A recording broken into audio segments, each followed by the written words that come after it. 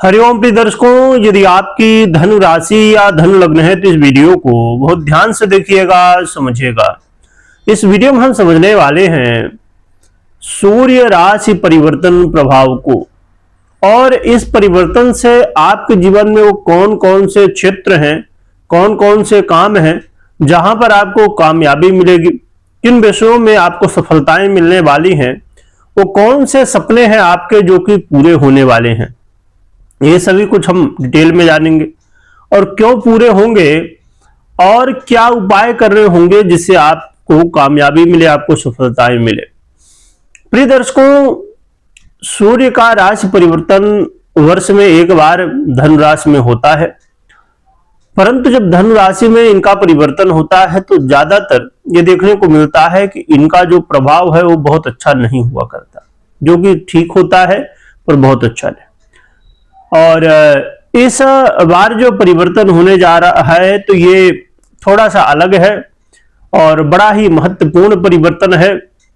क्या प्रभाव होगा और क्यों होगा ये भी जानेंगे। तो क्यों होने वाला है, क्या कारण है, क्या अगर स्थिति है, इसे सबसे पहले हम जान लेते हैं। तो 15 दिसंबर को सूर्य का परिवर्तन धनु राशि यानी कि आपकी ही राशि पर होने जा रहा है और ये गोचर काल लगभग एक महीने यानी कि 14 जनवरी तक, और 14 जनवरी को फिर ये मकर में चले जाएंगे। तो लगभग एक महीने का गोचर काल है, परंतु इसमें अलग अलग समय में अलग अलग ग्रह स्थितियां हैं और उनसे अलग अलग योग संयोग भी बन रहे हैं। कौन कौन से योग संयोग बनेंगे ये भी जान लेते हैं। तो जब सूर्य 15 दिसंबर को आएंगे धनु राशि पर, तो यहां पर पहले से ही मंगल विराजमान होंगे और मंगल और सूर्य की युति होगी, जिससे कि सौर्य नामक योग बनेगा।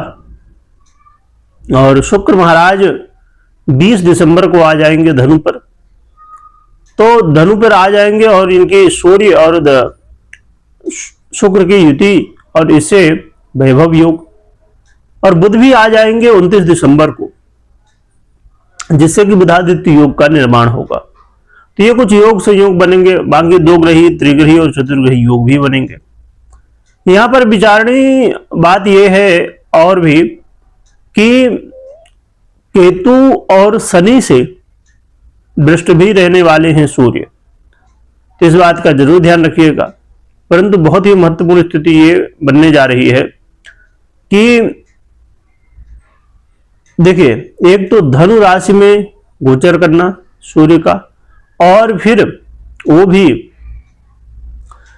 स्वयं देवगुरु बृहस्पति की दृष्टि होना। देवगुरु बृहस्पति की ये साधारण राशि नहीं, मूल त्रिकोण राशि है, और स्वयं देवगुरु बृहस्पति यहां पर अपनी दृष्टि डाल रहे हैं, जिसकी वजह से ये सूर्य का गोचर काल बहुत ही श्रेष्ठ बन जाता है। कुछ योग संयोग भी जैसे हमने समझा बन रहे हैं। तो ये कई सारी स्थितियां हैं जिसकी वजह से ये गोचर काल बड़ा महत्व रखता है। सूर्य का ये गोचर काल आपके जीवन में क्या प्रभाव देगा, आइए समझते हैं। सूर्य का ये गोचर काल आपके जीवन में मान सम्मान में वृद्धि, आपको आरोग्यता, यदि आप बीमारियों से लगातार जूझ रहे थे तो अब आरोग्यता की प्राप्ति होगी और बीमारियों से छुटकारा मिलेगा।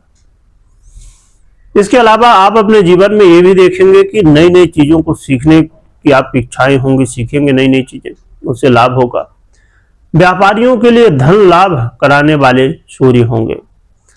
दाम्पत्य जीवन, मैरिज लाइफ में भी अब सुधार की स्थितियां होंगी, परंतु ये जरूर ध्यान रखिए, कई बार यहां पर अहंकार बीच में आ जाता है, अहंकार करने से बचिए। बाकी काफी अच्छी स्थिति मैरिज लाइफ में भी रहने वाली है।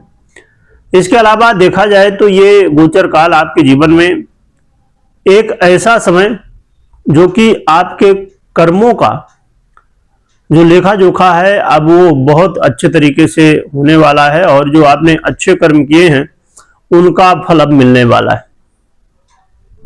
आप खुद ही ऐसे कुछ कर्म भी करेंगे जिनके प्रभाव स्वरूप आपके जीवन में कुछ एक ऐसा बदलाव जिससे जीवन में बड़ा लाभ मिल सकता है।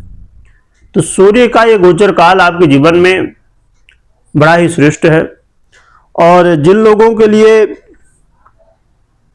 कई बार आप देखते हैं कि जो कि आज के समय में बहुत सारी ये स्थिति छोटे बच्चे से लेके बड़े तक के लिए हो गई है, बाल से संबंधित यदि समस्याएं हैं तो इसका भी निराकरण होने की संभावनाएं होंगी। या सर दर्द या सर से संबंधित कोई समस्या है तो उसमें भी अब सुधार हो सकता है।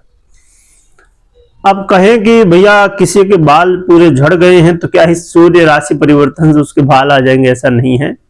परंतु सुधार, अब जैसे समझिए कि बहुत सारे लोग अब आज के समय में अलग अलग, कोई अंग्रेजी तो कोई आयुर्वेदिक, अलग अलग दवाएं भी लेते हैं। तो ऐसी स्थिति में क्या होता है, हेल्प मिलती है, सुधार होता है। बिना कर्म किए तो कुछ होता नहीं।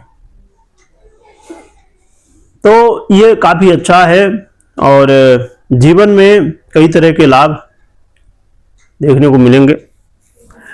यहां पर अब क्या उपाय करना चाहिए ये समझ लेते हैं। तो उपाय के रूप में एक तो अपनी दिनचर्या को बेहतर बनाइए, प्रातःकाल उठने की कोशिश करिए, भगवान भगवान भास्कर की आराधना करिए, अर्घ्य दीजिए जितना जल्दी हो सके सुबह उठ के।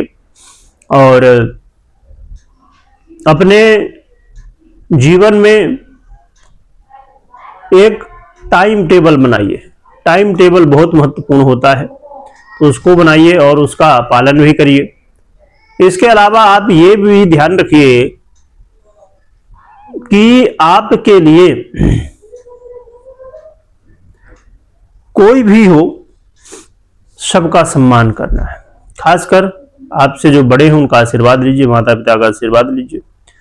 और यदि आप चाहें बहुत सरलता से एक मुखी या तो 12 मुखी रुद्राक्ष धारण कर सकते हैं, इससे भी सूर्य के अच्छे प्रभाव मिलते हैं। तो इनमें से जो भी उपाय लगे आप कर सकते हैं। और कभी भी कोई भी निर्णय लेना हो आपको तो आप अपनी पर्सनल कुंडली विश्लेषण के बाद ही निर्णय लीजिए, तो ये आपके लिए काफी बेहतर रहने वाला है। कमेंट में जयकारा लगाइएगा, खूब स्मरण करिएगा। वीडियो देखने के लिए बहुत बहुत धन्यवाद।